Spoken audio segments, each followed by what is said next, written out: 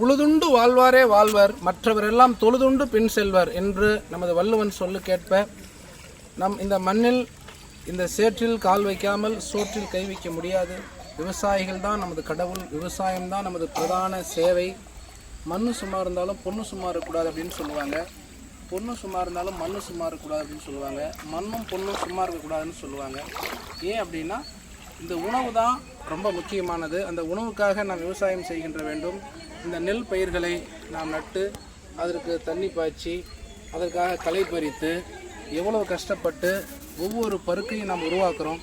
அதனால் சோறை வீண் பண்ணாமல் சோத்தை நம்ம மதித்து அதை தெய்வமாக நினச்சி கும்பிட்டு நாம் சோத்தை சாப்பிடணும் அப்படிங்கிறது நேரத்தை தெரிவித்துக்கொண்டு விவசாயிகளை நாம் காப்போம், விவசாயத்தை நாம் மீட்போம் என்றதை இந்த நேரத்தை தெரிவிச்சுக்கிறோம்.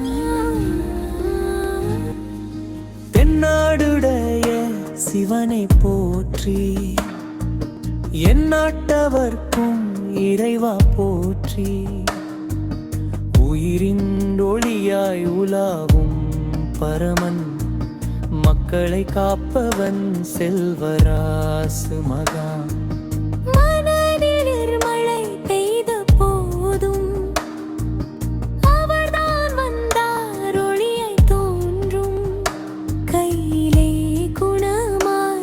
கருணை பொங்கும் மனிதனின் துயரை கரைத்து மங்கும்.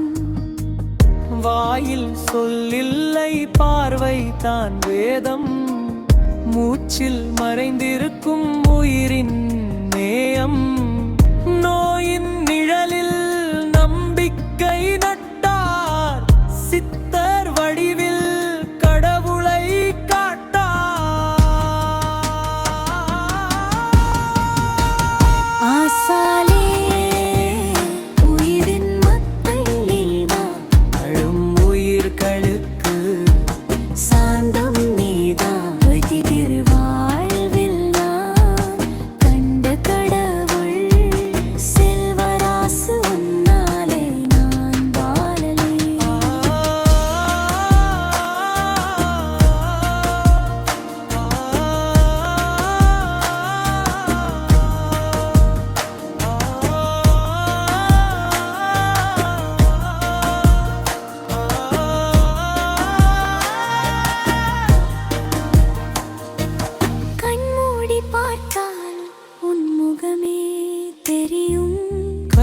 தொட்டு வைத்தால் உயிரேழுங்கும்.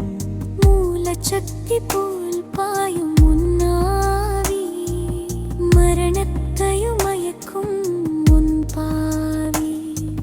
நீ வந்த பாதையில் பூமி மலர்கிறது, உன் பெயர் சொன்னால் துயரம் மறைகிறது.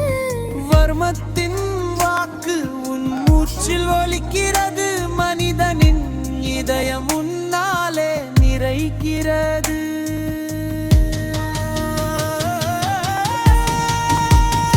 ஆசானே உயிரின் நாதம் நீதான், அழிவின் மத்தியில் நம்பிக்கை நீதான். சித்தர் வைத்திய மகான் கடவுள் செல்வராசு என் உயிரின் ஒளி நீதான்.